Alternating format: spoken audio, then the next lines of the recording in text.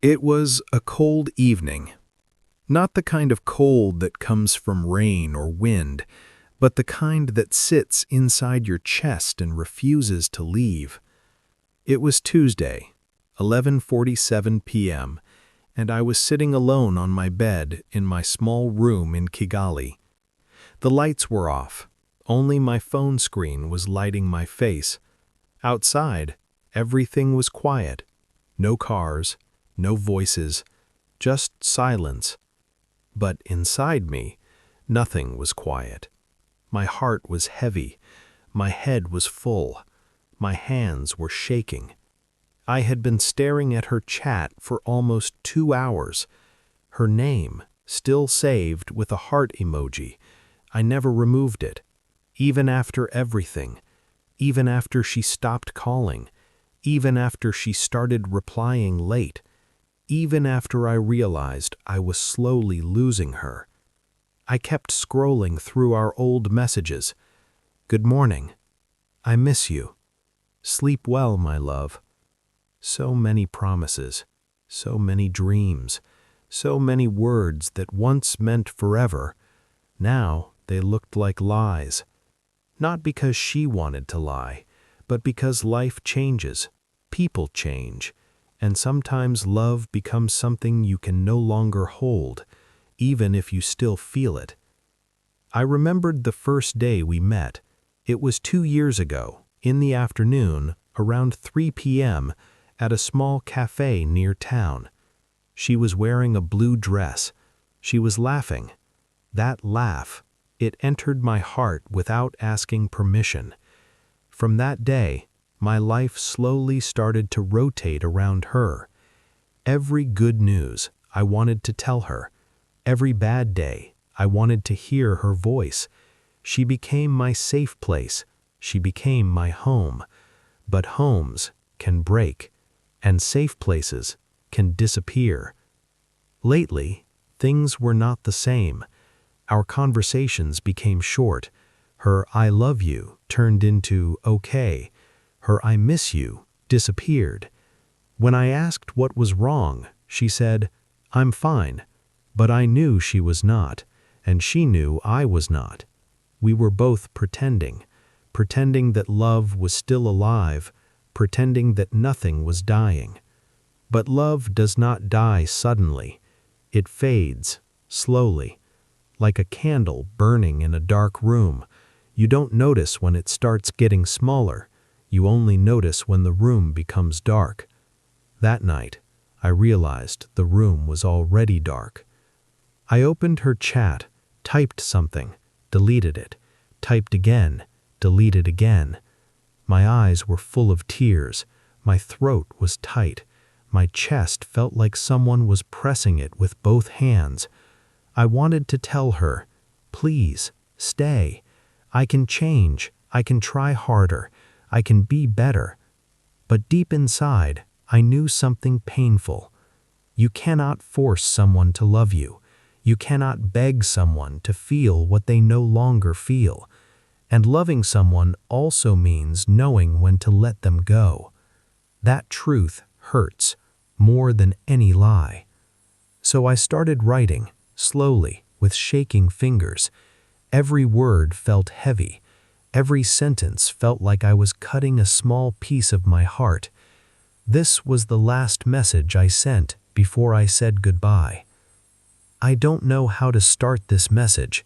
I've been thinking for hours, and my heart is tired. I know things are not the same anymore. I feel it in the way you talk to me. I feel it in the silence between us. I feel it in the space that keeps growing. I want you to know something. I loved you with everything I had. Not perfectly, not always correctly, but honestly. I loved you in ways I didn't even know I could love. You were my first thought in the morning. You were my last thought at night. When I was happy, I wanted to tell you. When I was sad, I wanted you to hold me, even if only with words. You became my home, and now I feel homeless. If I ever hurt you, I am sorry. If I ever made you feel unimportant, I am sorry. That was never my intention. I never wanted to lose you. But I can see that I am already losing you, and I don't want to hold you in a place you don't want to be. You deserve to be happy, even if that happiness is not with me. Just know that a boy somewhere loved you deeply, and part of him will always love you. Goodbye. After I sent that message, I put my phone down. I stared at the ceiling. Tears fell. Quiet tears, the kind that hurt the most. I didn't cry loudly. I didn't scream. I just lay there, staring at nothing, feeling everything. And then I waited.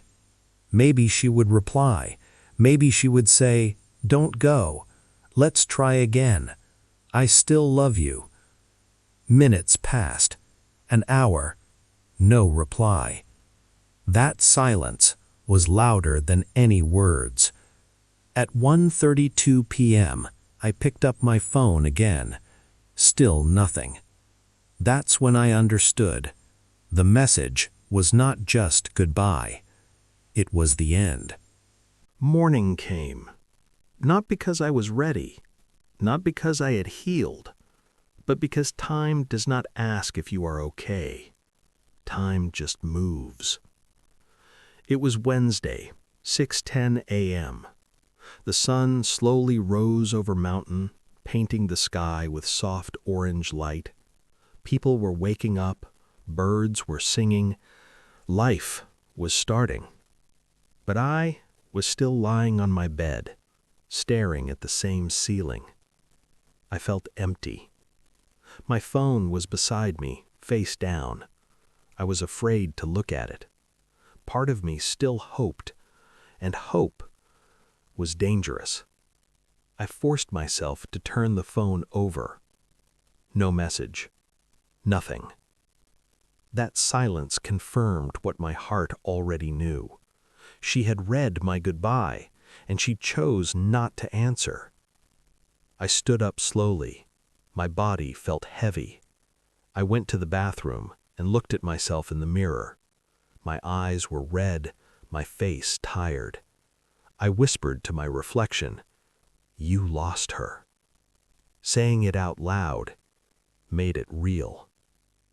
Days passed. Weeks passed. She never texted. Not even, "Are you okay?" Not even, "Take care." Nothing.